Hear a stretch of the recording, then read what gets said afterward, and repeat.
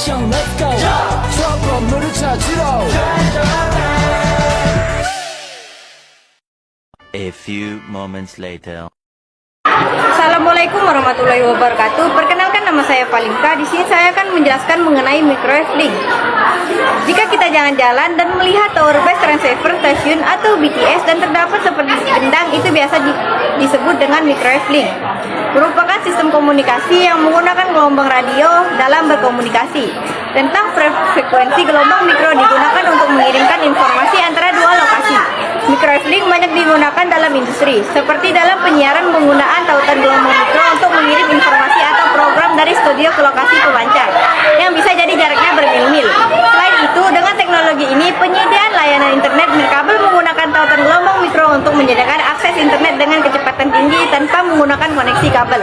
Perusahaan telepon juga menggunakan panggilan anak pusat kucing melalui telepon gelombang mikro. Bagaimana cara kucing kita mendapat sinyal atau koneksi internet di berbagai tempat? Ya, jadi koneksi di perangkat kita akan mencari dan menghubungkan kartu SIM ke tower BTS terdekat dengan jangkauannya, sehingga kita mendapatkan sinyal dari BTS ke kartu SIM tersebut.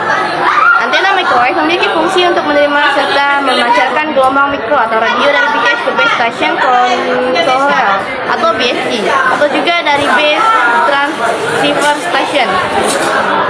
Perkenalkan, nama saya Nela Marcella. Komponen microwave link di dalam microwave link terdapat beberapa komponen. Berikut ini adalah komponen utama dari microwave link. Yang pertama ada indoor unit, berfungsi sebagai modulator dan modulator sinyal, dan berfungsi sebagai FEC. Indoor unit biasanya diletakkan di dalam gedung. Kedua, outdoor unit, berfungsi untuk melakukan konversi sinyal digital termodulasi yang mempunyai frekuensi dari rendah ke frekuensi tinggi.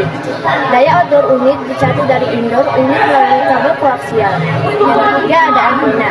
Antena berfungsi untuk mentransfer energi elektromagnetik, berguna untuk meminimalisir peredaman luas, yaitu salah satu fungsi dari link microwave link. Yang keempat ada menara. Menara digunakan untuk menompak antena, perhitungan dalam jumlah antena dan beban total. Saluran pada microwave link. Saluran microwave link dapat dibagi menjadi 3 kategori, yaitu long haul. Long haul memiliki frekuensi kerja 2-10 GHz. Dan pada kondisi iklim dan frekuensi yang normal dapat menempuh hingga rentang 45 km sampai 80 km. Frekuensi yang dipergunakan yaitu 2-7 dan 10 GHz. 2. Medium haul. Medium haul memiliki frekuensi kerja 11-20 GHz. Panjang hop antara 40 km dan 20 km. Frekuensi yang digunakan adalah 13, 15, dan 18 GHz. 3. Short haul. Short haul menjangkau jarak paling pendek dan bekerja pada jangkauan frekuensi tinggi, yaitu 23-58 GHz. Frekuensi yang digunakan adalah 23, 26, 27, 38, 55, dan 58 GHz. Nama saya Setia. Hari ini saya akan menjelaskan tentang apa itu defisien dan singkatan jaringan microwave link. Backbone telekomunikasi adalah komunikasi radio transerial yang dipakai untuk kapasitas besar. Transmission link adalah komunikasi radio transerial yang dipakai untuk kapasitas kecil dan menengah. Mikrofon link adalah sistem komunikasi radio titik ke titik melalui gelombang mikrofon yang antara lain digunakan pada sistem backbone telekomunikasi. Dan transmission link yang serta mempunyai fungsi untuk mentransmisikan informasi dari suatu stasiun.